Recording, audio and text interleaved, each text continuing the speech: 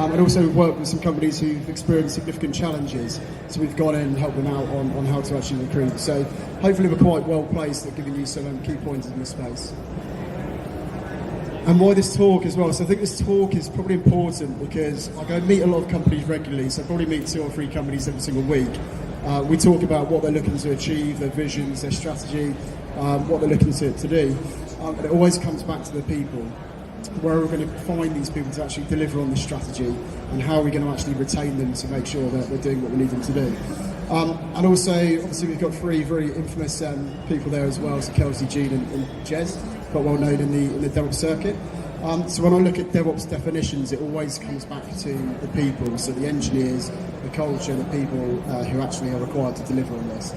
And also, just a quick caveat before we continue, so like with many areas of DevOps, there's no single silver bullet, so there's no one-size-fits-all solution, so everybody's got their own unique environment, their own unique requirements, so one thing doesn't work for everybody. So although hopefully you'll get some good pointers from me, I can't promise that you'll, after 20 minutes to listen to me, you'll be able to hire Kelsey Hightower.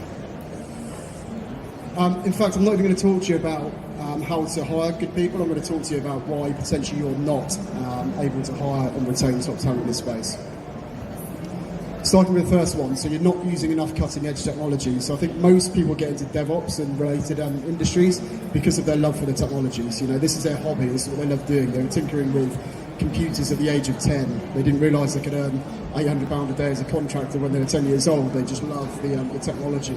So if you're not using things like, if you're not looking into immutable infrastructure, containers, orchestration technology and serverless and these kind of things, if you're not continually providing them with good challenges, then people will be reluctant to join because that's what they want to work with. At the same time, you're using too much cutting-edge technology. So I think intelligent people and high-caliber engineers can see when it's just a general mishmash of everything under the sun that's been implemented. So there always needs to be a business case and then track back in terms of what you adopt from technology. So if you've just got a load of different things just for the sake of it, or someone's seen them at a meetup, then good people will see through that and they'll be reluctant to come and join you. So key takeaways here. So for most people, like I said, this is their hobby. So just make sure that you've got continual technical evolution.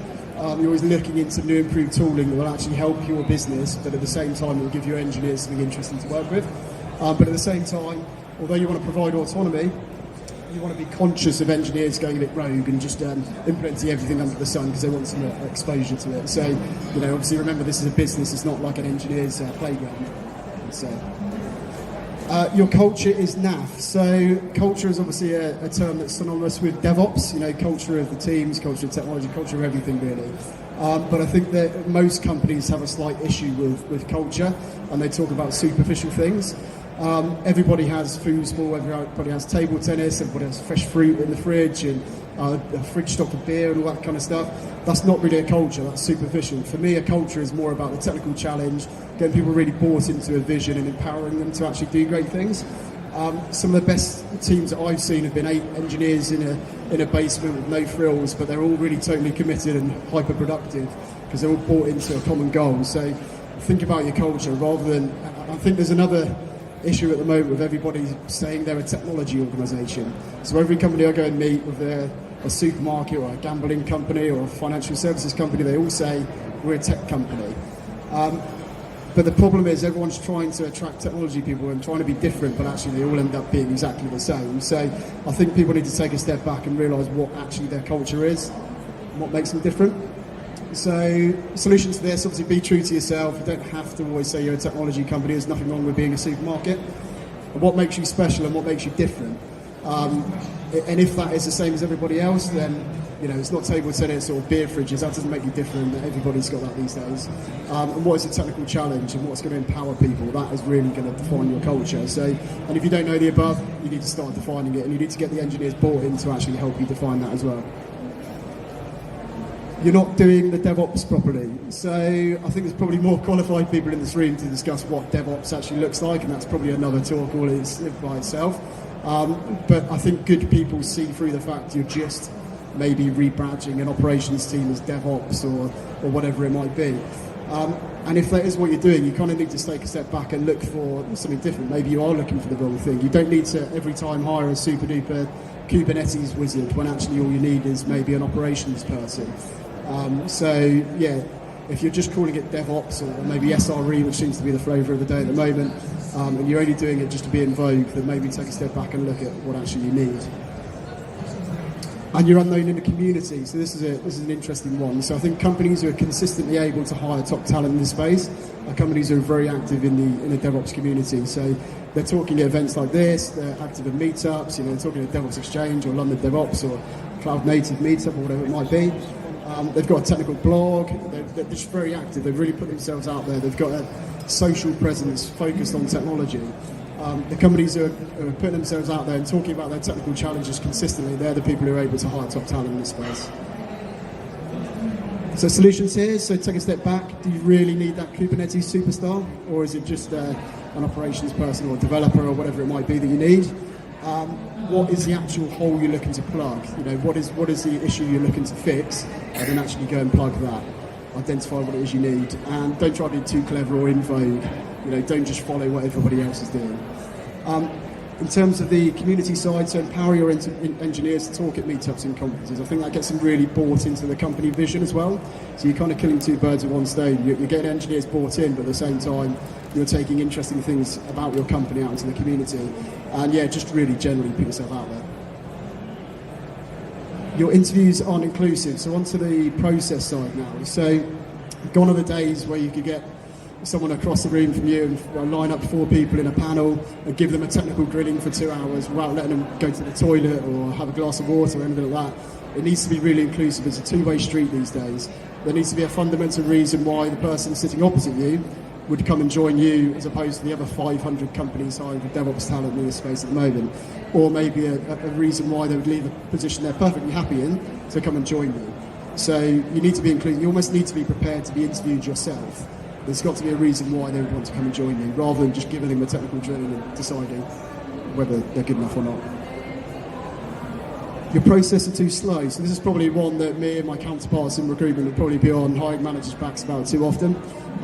However, the companies who are consistently hiring good talent, the companies who are able to, who've got a set process in place, who've got strict SLAs around turning around interview, CV feedback to interview, to second interview to offer. So companies who've got a good process can keep up momentum and interest levels high, they're the companies who are hiring good talent. So by the time they've done that, you're probably still looking at your CVs. You need to be quicker, you need to have a process in place. But your process can be too quick, so you probably can't win here. But if you're bringing someone in and you're being rushed, you potentially look desperate, but you also don't give the individual an opportunity to actually take a step back and think about things and digest everything. I'm talking about permanent recruitment here, by the way. So if you're bringing someone in for 30 minutes, quick chat and then making an offer, it's a bit like, wow, give me a bit of time to actually make a decision here. So we'd recommend a thorough process, keeping up momentum, but not a rushed process. So solutions here, so obviously design a process that works for you and keep up that momentum.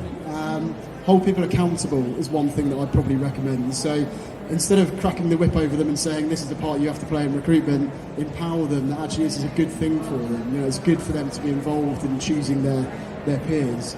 And make that process inclusive, be prepared to be interviewed. And also there's a slight air of maybe arrogance from some organisations where they would say things like, well, if he doesn't want to come and work for me, then he's not right for us in a way. I think that is quite a dated mindset. No one, you're not Google or Facebook, or most of you aren't.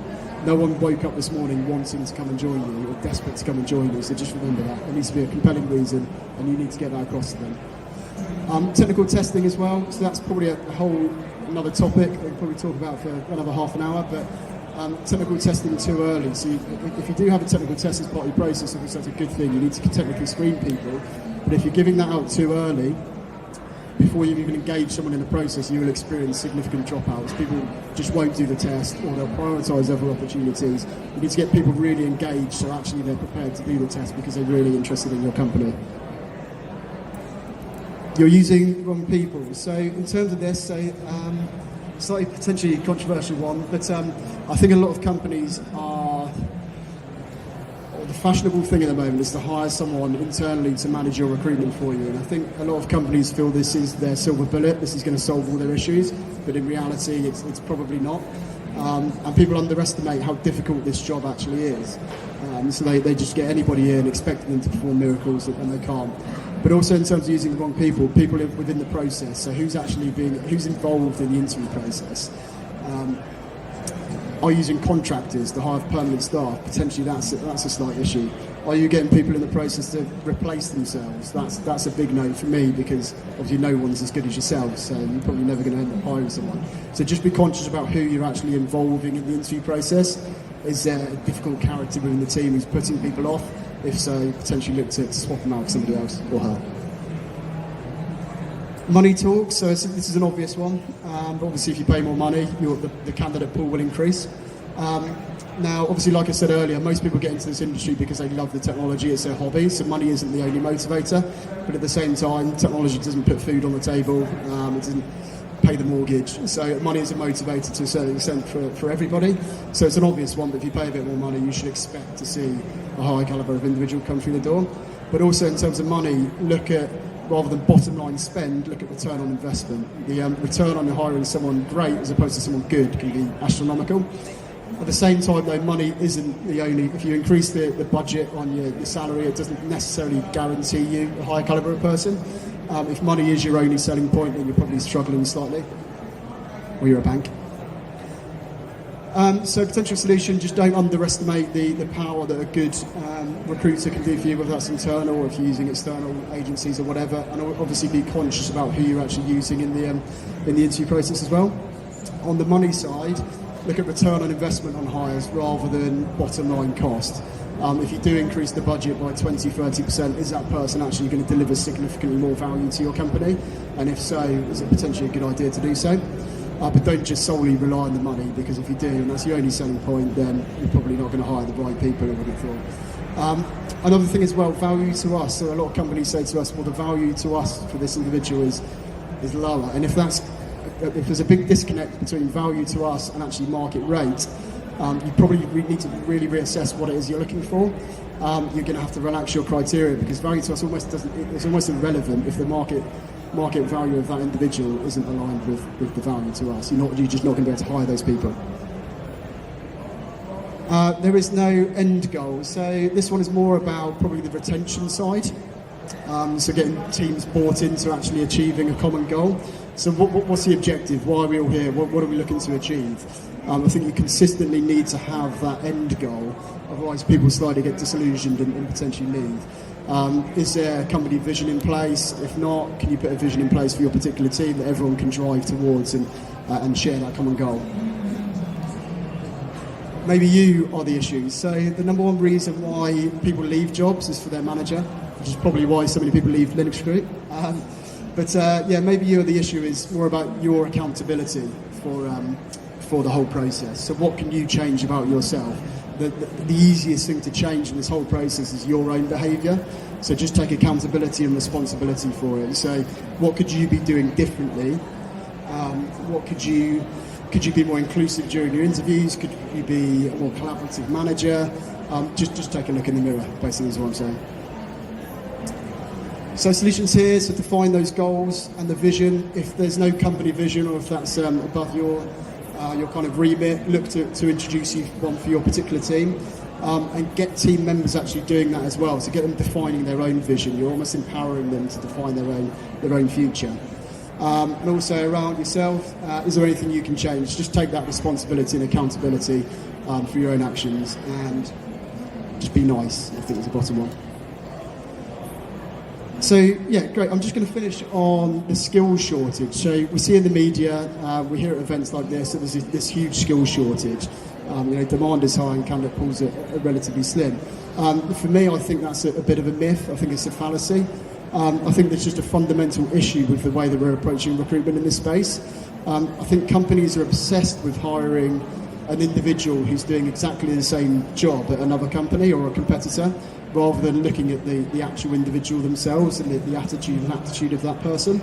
So everybody is looking for the latest shiny tool, so at the moment maybe Kubernetes or Service Mesh or whatever it might be, rather than looking at someone who's got the ability to pick up that tool quickly. So the ability to learn is arguably more important than the ability to have the shiny tool now. As we've obviously seen in this space, the technology moves so quickly, so today's cutting edge technology is tomorrow's legacy systems. So if you're looking at hiring someone for the long term, look at attitude, aptitude, and overall ability to learn, rather than whether they've just by chance had the opportunity to work with the latest technology. And that's the same slide. So yeah, so that's me. So thanks very much for listening, really appreciate it. We've got a stand over there. If you want to come and have a conversation later, I could probably talk about recruitment all day. There's my contact details. If you want to have a chat about recruitment or DevOps or anything at all, really, I'll be around. So thank you very much.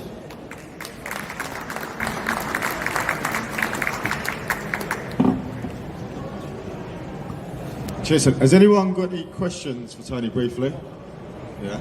Of course he has. Tony, good one. Best summary I've heard of the issues around here. The one Sorry, could you speak up a little bit? the one I'd like to ask you about is on the interview process, because I got involved in this last year and I was flat out shocked to the extent people lie on their CVs because DevOps roles have become so attractive. So the question I wanted to ask you is, which do you think is the better interview to do first, the tech one or the culture fit interview? Because everyone's saying DevOps is all about culture as much as it is about technology.